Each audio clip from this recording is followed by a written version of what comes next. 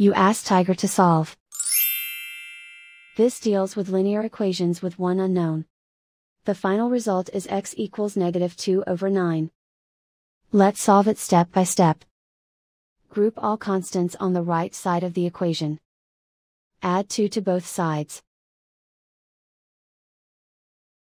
Simplify the arithmetic.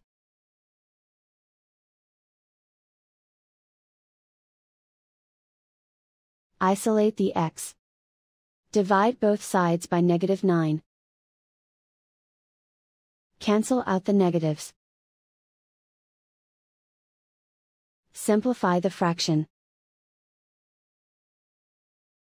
Move the negative sign from the denominator to the numerator. And so the final result is x equals -2/9.